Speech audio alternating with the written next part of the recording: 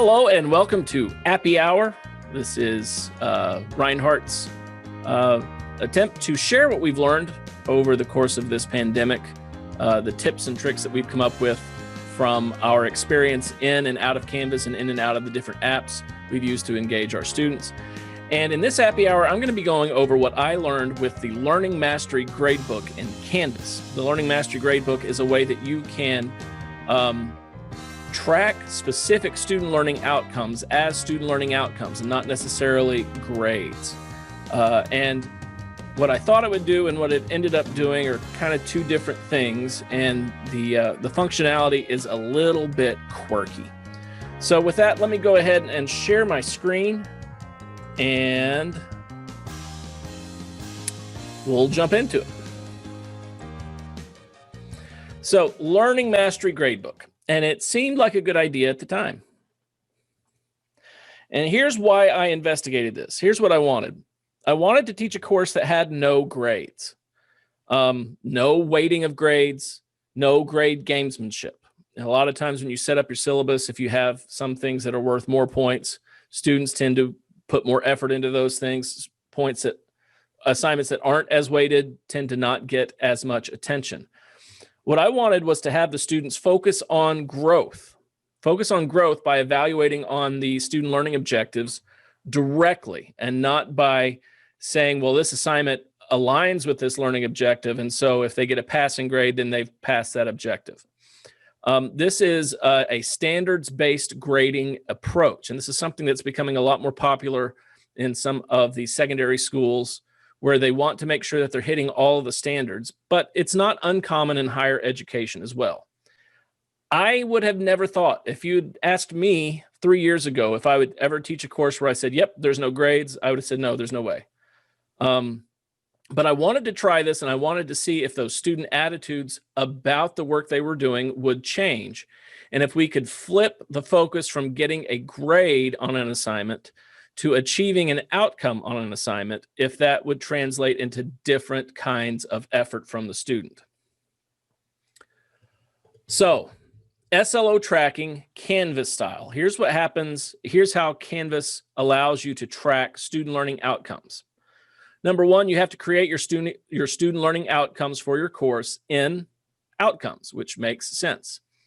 Then after you've created those outcomes, you're going to align your assessments to those SLOs. And the best way to do that is with rubrics. You can bring those outcomes right into a rubric and assess them right there. For you to be able to see that, though, you're going to need to turn on the Learning Mastery Gradebook. And there's a special setting for that. And then if you really want to drill down on a student and see how they're doing on their outcomes, it's, again, not as easy as I'd hoped it would be, but there are 3 or 4 different ways that you can see that outcome data associated with the students and how they performed. So the first step that you have to do is you have to create your outcomes. Now, great outcomes require great SLOs. If you really want to be able to track student performance in a course, you need to have measurable outcomes. So remember, creating great SLOs is as easy as A, B, C, D. You need to consider the audience, behavior, condition, and degree. We have an entire workshop on creating great SLOs. I highly recommend you engage with that material. And if you have a chance, you can go to the SLO creator at learningobjectives.easygenerator.com, and it will help you by prompting you to name your audience, name the behavior that you want to assess, the condition in which that behavior is assessed, and the degree to which the student performs on that behavior. But when it's time to take those outcomes and put them in Canvas, what you need to do is you need to go into your course and click on the outcome index, and I'll show you that in just a second. If you've already created outcomes, you can find them, or if your program has created outcomes, you can find them in the outcome index. But for most of us, since we haven't really leveraged this capability in Canvas, you'll be creating them yourselves. Each outcome needs a name and then a friendly name so that you know it's kind of a student-facing name. A lot of these standards outcomes are like math 1.1.8.3.b, which means nothing to a student. But if you say math.1.1.3.a.b, dividing numbers, long division or something like that, so that the student knows what they're being assessed on. So let me show you how you create an outcome in Canvas. So I'm going to go over here to a sandbox, and over here in my course navigation, there is an index called Outcomes. I'm going to click on that. I have already created an outcome in this course called Test SLO, but I'm going to go ahead and create another one. So I'm going to click on Plus Outcome, and I'm going to name this Test SLO 2. And the friendly name is going to be Appy Hour Demo.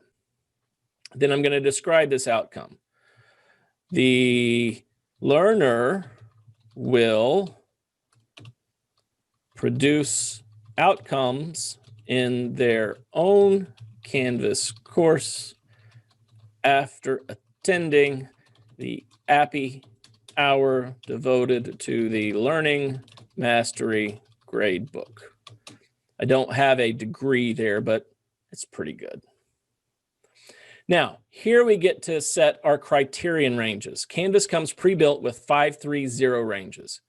The ranges I ended up using were 4, 3, 2, 1. So I have to edit these ranges. I like exceeds expectations, but I wanted that to be 4 points. So I'm going to click the pencil. I'm going to make that worth 4 points. Meets expectations is 3. That's great. But now I need a criterion for 2 and 1 points. So I'm going to click this insert where I need to insert it. And then I'm going to make this partially meets expectations. I'm going to make that worth 2 points. Okay. And then I need one more. I'm going to insert it here. I'm going to put this needs improvement. And that's going to be worth 1 point. Okay. And then we have does not meet expectations is worth 0 points. Now it's important to note, these points do not have to translate onto a grade, like out of 100 grade. These are just tracking the SLOs. You could make these 5, 3, 1, 0. You can make these 6, 4, 3, 0. Depends on what you want. Mastery is when they meet expectations at 3 points. And then I get to pick a calculation method. So there are 4 different methods for calculating the student learning outcome score. The one I use the most is decaying average. Decaying average weights the last assessment on an SLO as more important than previous assessments, but still gives credit for those previous assessments. So in this decaying average, I have it set at 65, which means the last assessment of an SLO is worth 65% of the score. Then the rest of those assessments are averaged together, and that's worth 35% of the score. And you can change this. And in fact, I did for my music appreciation course. I wanted the last assessment to be worth more because I wanted students to continue to engage with the course throughout the duration of the course. But I also really wanted them to want to do well on their earlier assessments too. I might even go down as low as 35 or 30. Again, it gives the chance for growth later in the semester, but it still honors the work that's been done on the way to that growth. So that's a setting that you can change. I'll go ahead and put it back to 65, which is the default. Another setting is while the class is going on. Huh? Can you change that while the class is going on, or is that something that you have to change like in the beginning? I think you can. It gives you a warning that students have been assessed, and this may change their assessment grade, but I think you can change it, but I'm not entirely sure. Okay. You can also set it to n number of times. So if you say they need to meet mastery 5 times, of course you have to assess them at least 5 times. But if you assess them 8 times and they meet mastery after the first 5 times, then it's considered mastered. This may work better in, again, secondary education settings, maybe not, depending on what kind of SLO you have, it may even work for you. Another one is the most recent score, and that is pretty much the last assessment that they had, and that just ends up being their assessment. And then highest score, of course, that makes sense too. The highest they make on an assessment would end up being their SLO score for that time. That's why I liked decaying average. It rewards improvement, but it also honors previous work. So that's how you set that up. And when you're done, you simply click save, and you have your new outcome entered into your learning outcomes in Canvas. So we went over those calculation methods. There's the decaying average, the n times. You get to set the n. They need to do it 5 times, 12 times, whatever you decide. Latest score and highest score. Now that you have your outcomes, you need to align your assessments to them. So whenever you have an assignment, you want to make sure that you're measuring something for that outcome. That's so that you don't have busy work, right? You want to make sure that all of your assessments are pointing towards your outcomes. And particularly if you're going to use outcomes to track success, you want to make sure that you are aligning those assessments to the outcomes. Now, assignments are aligned to the outcomes primarily via a rubric. So there will be a rubric attached to the assignment, and one of those components will be the outcome. Now, there are other ways. New Quizzes does allow you to align an SLO to an entire quiz. So if your entire quiz has to do with a specific SLO, maybe it's a terminology SLO, you can align the entire quiz to that SLO. But that alignment only exists in quizzes.next or New Quizzes. It doesn't port back into the Learning Mastery Gradebook. So New Quizzes will read your outcomes from your Canvas course, but then it will not post to them. So there's limited functionality there. If you wanted to get that data, you would have to look in the quiz that you generated and then look at the outcomes report. And if you needed that data in the Learning Mastery Gradebook, you have to enter it yourself.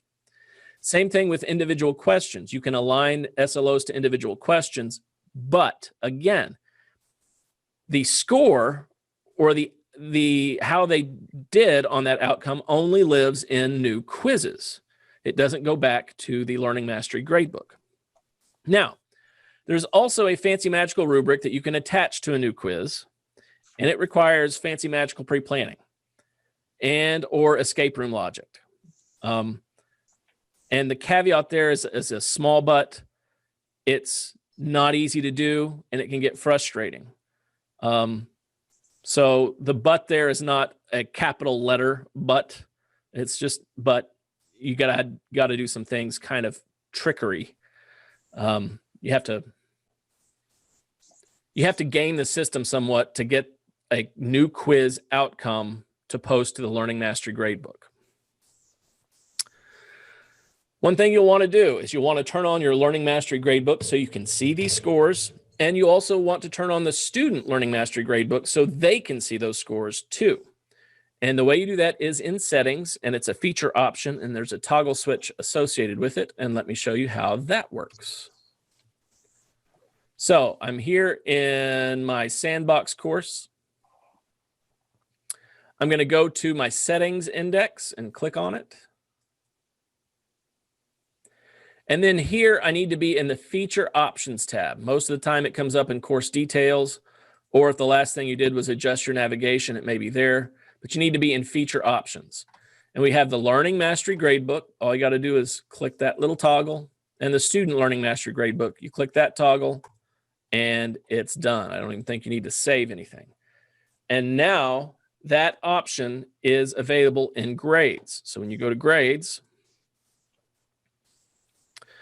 you can see I am in the Learning Mastery Gradebook, and I have one assessment already in there. And I was apparently well below mastery.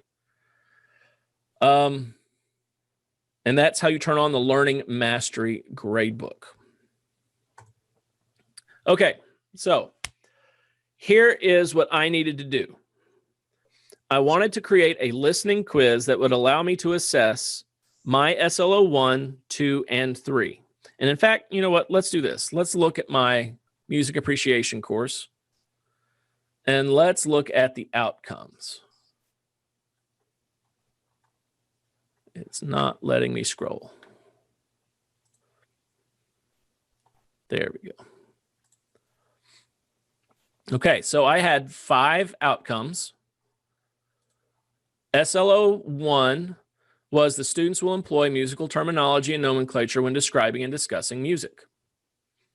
And I had my 43210 criteria rating, mastery at 3, and my method of calculation was decaying average with the last item at 40.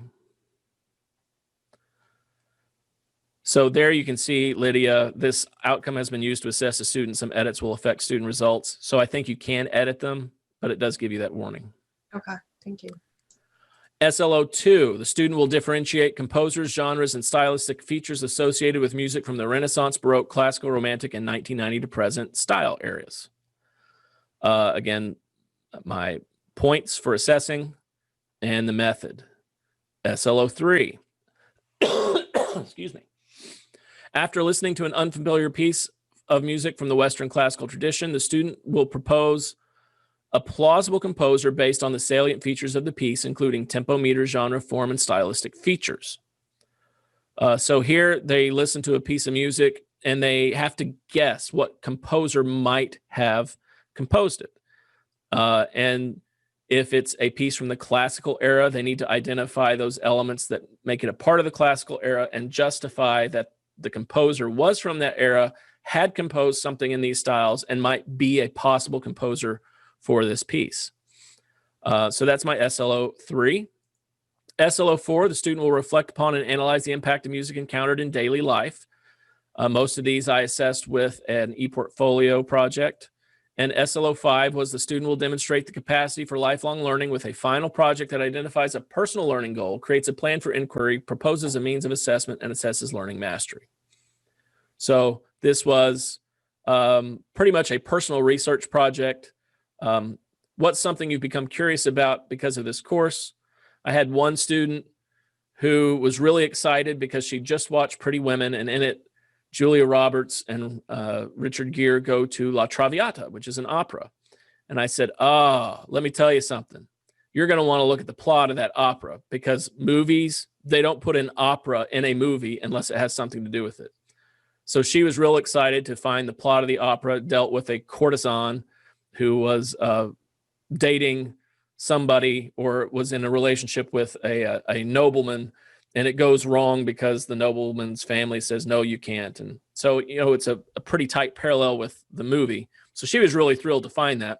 But it was those kinds of learning projects. It wasn't a prescribed research project. It was something that they came up with themselves, and it ended up being pretty good. So what I wanted to do was to have a quiz where I could make sure that they're using the musical terminology and nomenclature when describing music. So if I had a listening quiz, and part of the listening quiz item was describe this music in terms of these things, I wanted to see that they were using the correct terminology and nomenclature.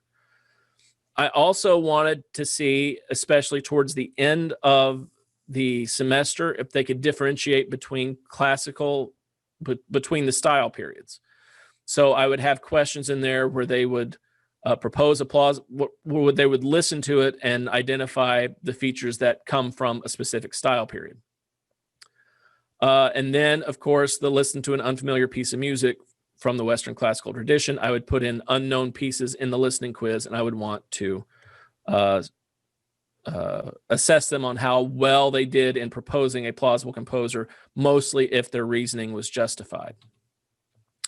So I wanted listening items from the module list to identify pieces and features that would align to SLO 1 and 2, and listing items featuring unknown works that would allow me to assess SLO 3. I could not align by this specific question because there were multiple questions that dealt with each SLO. I couldn't align the entire quiz because I wanted to assess more than one SLO, and if I just said, okay, all 3 of these align to this entire quiz, if they didn't do particularly well on the name that composer questions, I couldn't differentiate that from them doing really well on using musical terminology. So what I had to do was a bit of trickeration. And the process that I found was this. Even though I knew I was going to be using quizzes.next or new quizzes or whatever they're calling it now, you had to create an assignment that is not the quiz next engine, just a blank assignment. After you've saved that assignment, then you could go back and attach the rubric to that assignment with the outcomes to assess that assignment. Then, after you've attached the rubric, you go back and you change the submission type to quizzes.next.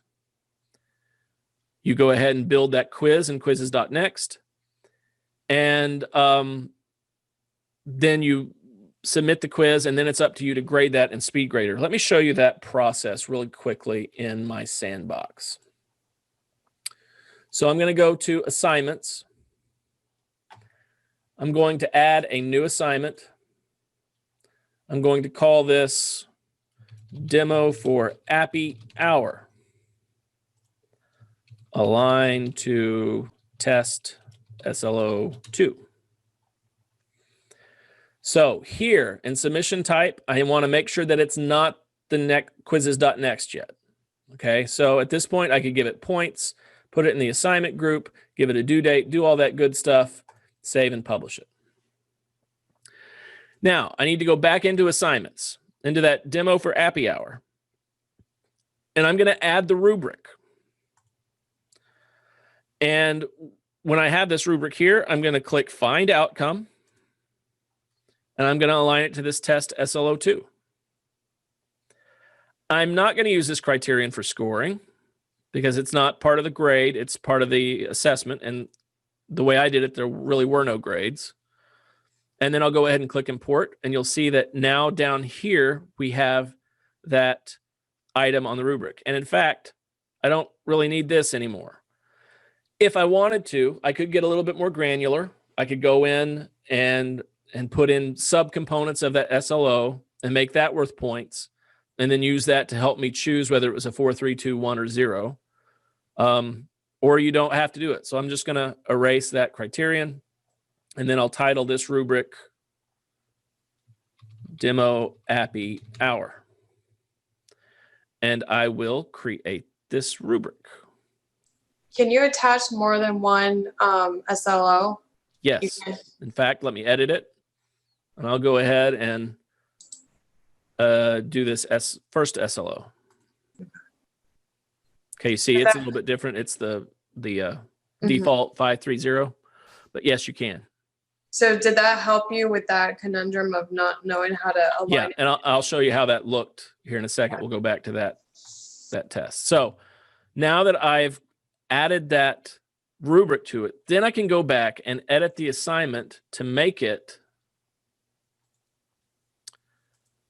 the quizzes.next engine, quizzes 2. And once I save, it kicks me into the quiz builder. So I'll create a quick essay question. What's up, Doc? And I'll make it worth 10 points. Done. And it's over with. Return. All right. I'm going to, in the student view. Oh, I got to add, hold on. Let me add that to a module. Add it to this one. Okay. Now I'm going to go into the student view and I'm going to take that test. Demo for Appy Hour. Begin. Oh, not much. Just sitting around, having a good time. Wish I were outside. Submit. Okay, so now I have that quiz has been entered by the student. And I'm going to leave the student view. Okay? So, what's next? To grade this quiz, I need to get into the SpeedGrader. And you can't do it from the module. You can't do it from the assignment index. And you can't do it from the quiz index. Watch. I'm in my view, here's the demo for Appy Hour. Normally I could click on this kebab and where's my speed grader options? It's not there. Well, maybe I'll just click on it. I'm in the assignment and here's another kebab. Speed, it's not there. Well, return. Let me go into my assignments index. Let's see, demo, certainly it's not there. I can't get in, even if I click into it from here, it brings me back into this quiz builder. I can get reports and an outcome analysis, but there will be no outcome analysis because I haven't been able to see what's going on. I don't want to do it from moderate because I need the rubric. So here's what I found you had to do. You have to go to your gradebook. And you can't do it from the Learning Mastery gradebook. You have to do it from the gradebook. So I've got this test student. Where is that? Here's the demo for Appy Hour. Here I can click. I get this arrow that will shoot out the tray. And from that tray, I have the speed grader. Shazam, I'm in. So here's the test students. I say, yes, that's brilliant. I love that quite a bit. And now I'm going to view the rubric and I'm going to say meets and exceeds. And then I'll save it. And now those outcomes have been saved to the Learning Mastery gradebook.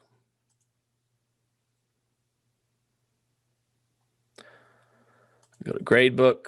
And sometimes it takes a while for it to hit.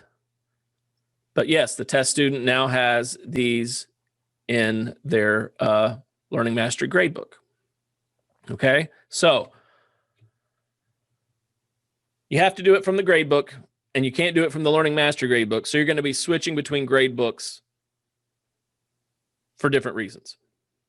It's not easy to use. It's very clunky and you have to be very committed to doing it this way or else you'll just throw your hands up in frustration and say, that's it, I quit. Now, what I thought it would do versus what it does.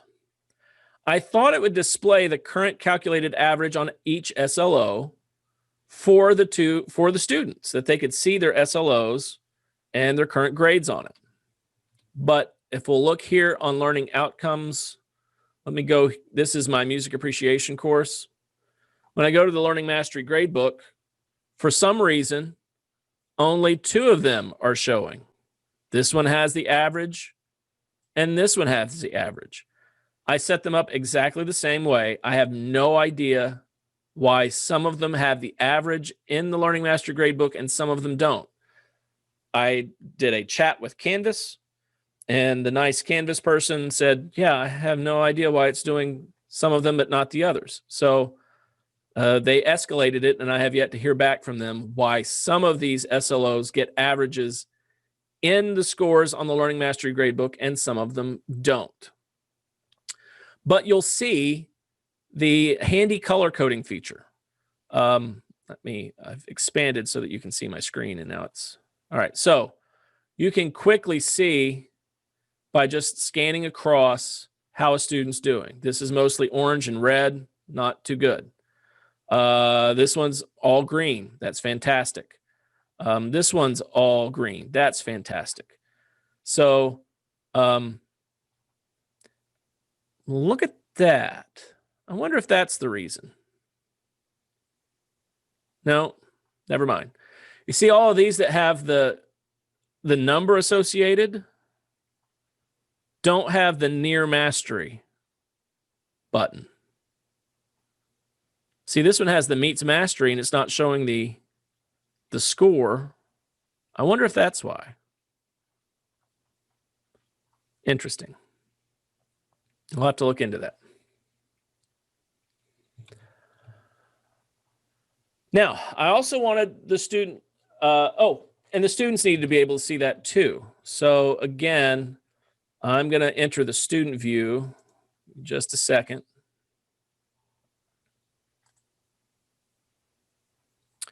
And check my grades. as a student.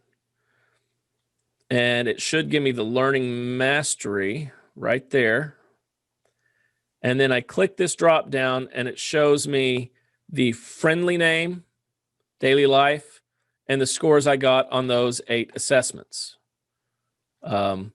Musical terminology and the scores I got for those 24 assessments.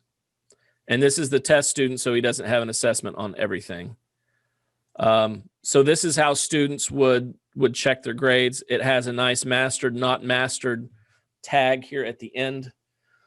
But what I really wanted was it to say daily life, 3.23 out of 4, or lifelong learning, 2.43 out of 4, so that students would know where they are, because that's how I do have to give them a grade at the end of the semester. And so my system was to tally up the number of mastery points from their SLOs and base the grade on that. And it worked. But what I ended up having to do was leave the student view. Let's go back to the gradebook.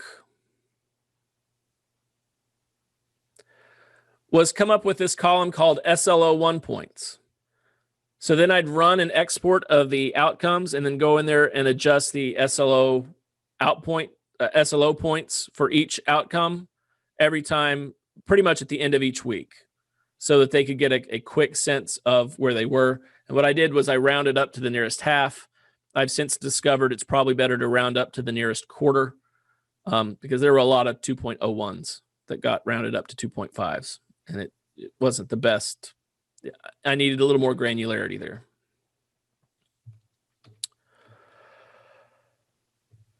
I thought it would allow the students to quickly see the averages on each SLO. It only worked for 2 of them, and that was my workaround. Now, I can export all the outcome alignments per student. So there's a couple of ways to do that. So here I am in the learning, well, nope. I'm going to go into the Learning Mastery Gradebook, and then I can export a report. And it comes up, and this is what I get. So it gives me the calculated score for SLO 1 and the score needed for mastery, the calculated score for SLO 2 and the score needed for mastery.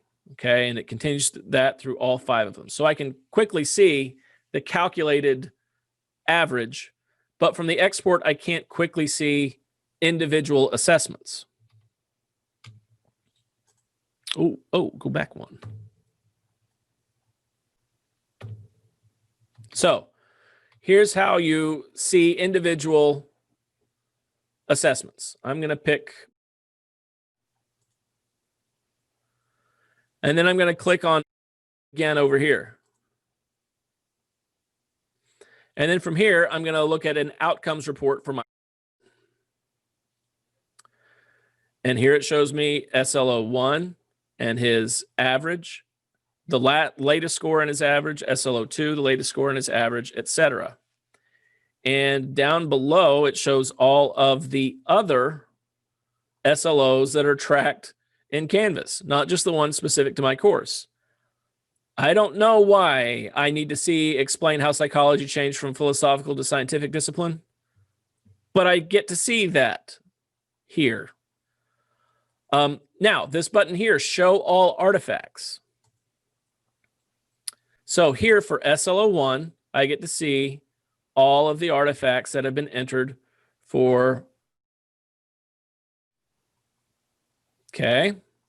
Under SLO 2, I get to see all the artifacts. So it gives me the name of the assignment and how he scored. He was a brilliant student, older police officer, just really took to the material, had some wonderful insights, really poetic, gorgeous descriptions of music, just really thoroughly enjoyed Conklin class. So I'll go ahead and hide those artifacts.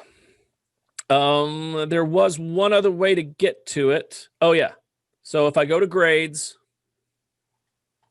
there is an individual view, but it too is a bit quirky.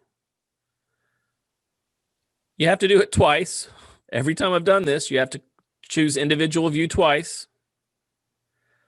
And then once you're in individual view, it shows you assignments instead of outcomes. So you have to go back up to the drop down and select learning mastery. And then it will show you the outcomes. So I can choose again and look at his SLO1 outcomes. And it just gives me the average. It does not give me all of the artifacts. So again, I'm not really sure how beneficial this would be. What I really wanted was the ability to say, okay, these are the scores on these different artifacts, and to be able to click on one of those artifacts and go back and review the assignment and see what it was. Especially if I were going to do some kind of program level assessment, I would expect that kind of functionality, so that as the program coordinator, I could sample some students on these SLOs and then look at the artifacts and see that they're actually performing to the standard that I think that SLO should be achieving. And I don't know how to do that yet. I do think it's possible, but I think it's more of an administrator trick where you go into your account, you do an outcomes report, and then it will give you the ID for that assignment, and then you have to plug that ID into the URL to see it in Canvas. So it's not very user-friendly, and you really have to work hard to get it to work. Okay. Now, it is possible to align course SLOs to program SLOs to school SLOs to university SLOs. It is possible. And why would you do that? Again, for the reason of making program and gen ed assessment a little bit easier. If you were involved in a gen ed assessment and you had some embedded assessments in several different courses, or if you just wanted to say, nope, we're going to test the ability to write, which is Reinhardt University.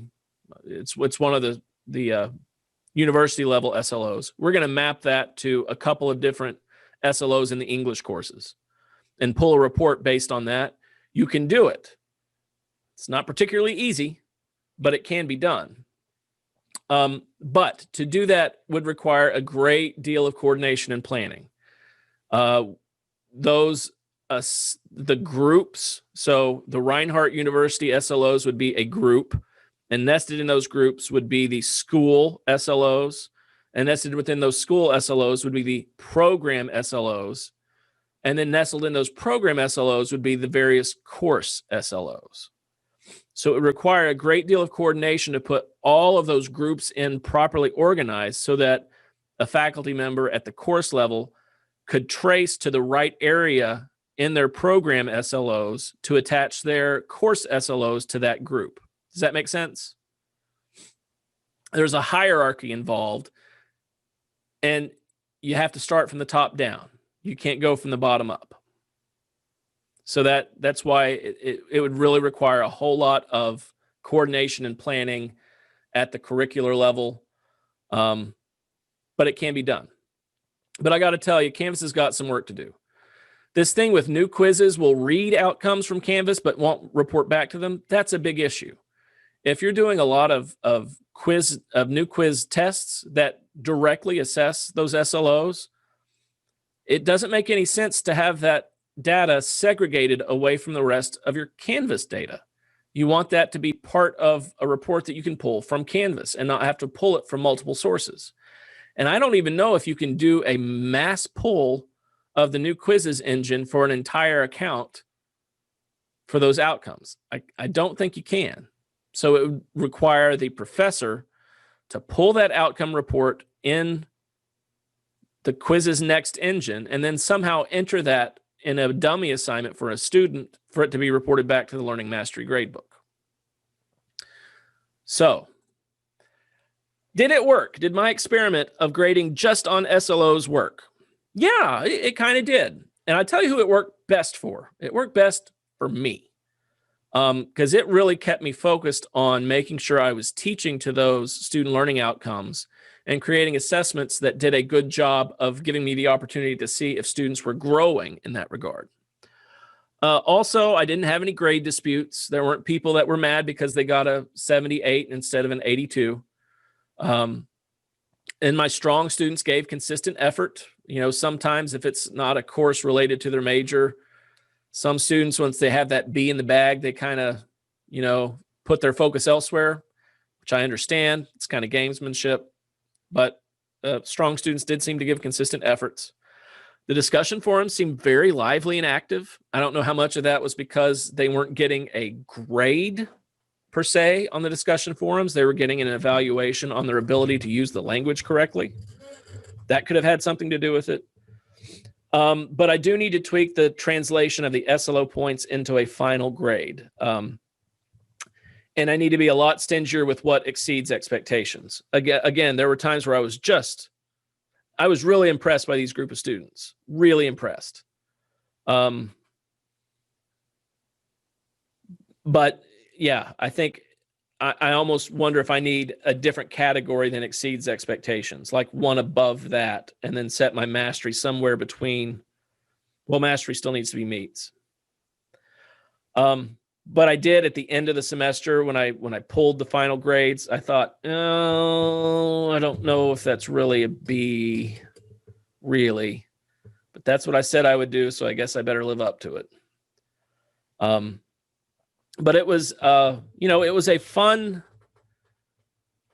learning experience for me, especially on learning how to use Canvas to track it. And now that I've done it, I'll probably do it again. But I'm not really sure if I could advise you to do the same unless you're really committed to doing it that way. So this Appy Hour may be more of a save you the time and effort than advocate for you doing this, if that makes sense. I do have a question about your grade translation. Was this like based on letter grades in the end, or was it like a pass fail? Because I think this could be helpful in a pass fail, but when you have to try to translate that into grades, and I understand all the other issues that you had too. Let me show you my yeah, what was your process on that? let me just show you my syllabus. I think that will, let me pull it up. So Canvas did the calculation of the SLO points, right? Okay, here we are. Let's see, view, one page. Zoom in a bit. Up just a touch. Okay, let me share my screen again.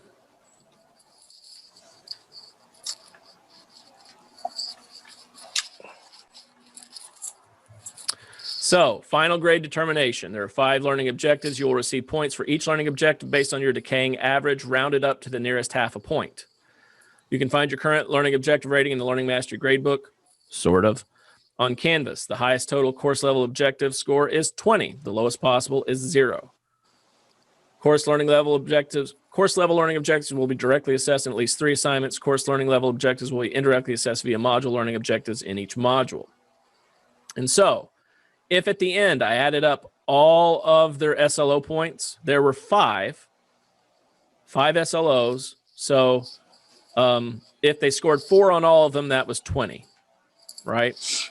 And so I just put that all together and made a little grid. Like I said, either this needs adjusting or I need to adjust the quarter points, because I did have a few too many that I thought were C grades end up being B grades. I was pretty happy with the students that got A's. They would have gotten A's anyway, but there was not much differentiation, at least using this scale, between B and C. It was pretty much A, B, and F. Does that answer your question? Yeah, it does. Thank you. Okay. I'm so surprised that this was such a difficult process for you, because I remember back in that training and I got so excited last summer, and they're like, yeah, you could do this, this, and this with our outcomes. And I was like, this is amazing. Think of the things that we can do. Yeah. The other weird thing is how the outcomes were showing up, like all of the university outcomes. And I guess that's because they're all housed in one place. They're all tied to the student. Right. It just doesn't make any sense though. Yeah. So, And it may be that I get to see them because I have admin privileges, and maybe no, everybody sees everything. Okay. I tried to do this. Yeah. And, Irma, I feel your pain. that you went as far as you did, because I tried to do this with my genetics class because we use it a lot for our assessment for our program. And there's several SLOs that we use the genetics class to cover. And I thought it'd be a lot easier when I report back to have it done this way. And I just could not get it right.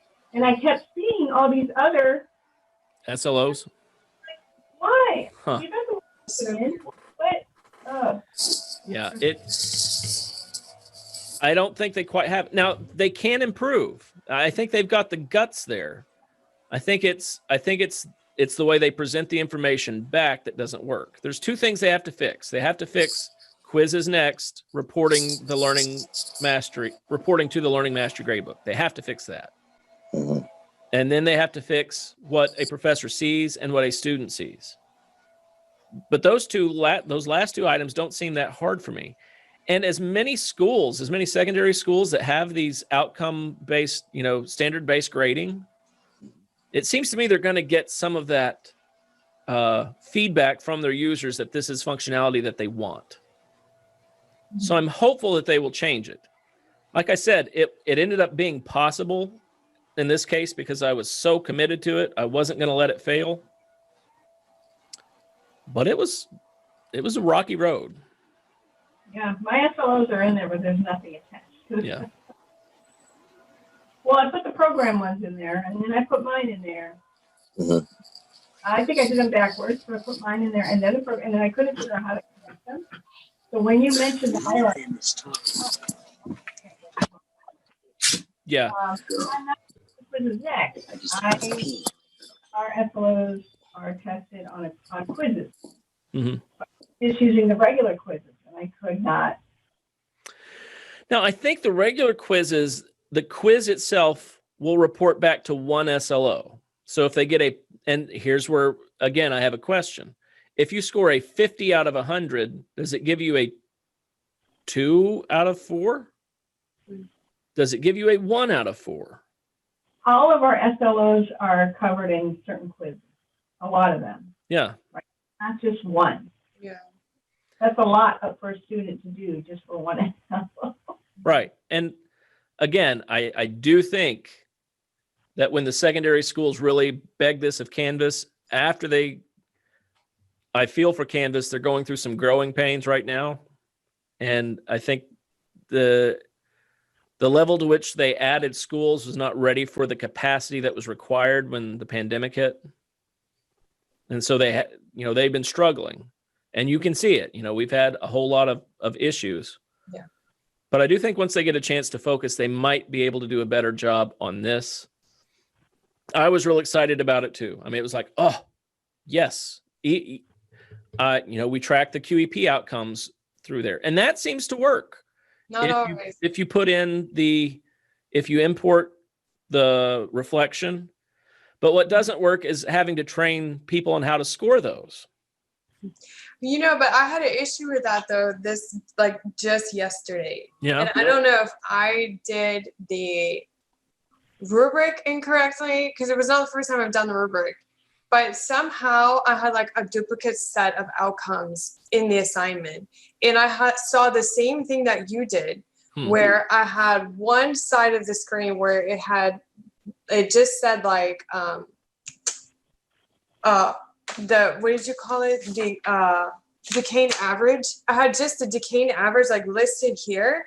Mm-hmm. And then on the other side of the screen, it had all of my SLOs with what I've graded entered in there, and I could pull the numbers. And I've never seen that happen before. So I have to go back and look at my assignment. I don't think it's set up incorrectly. So I don't know why I got a duplicate outcomes, but I've also seen all kinds of other weird stuff with Canvas this semester too. Like you said, the capabilities have slowed down a lot because of what we're going through.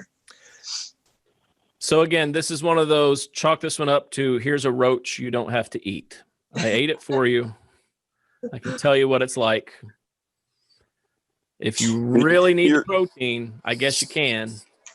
But here's what I've learned, and it was It was an ordeal, and it still did not quite live up to the way they build it. Yeah. Sounds like it.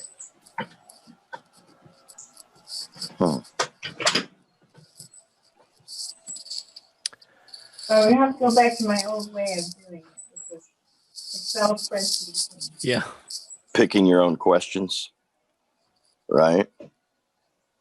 Yeah, I mean, I have questions that have been used by Genetic Society of America. Right. Understand whether students understand. We would go and randomly pick questions from each course that addressed a particular thing.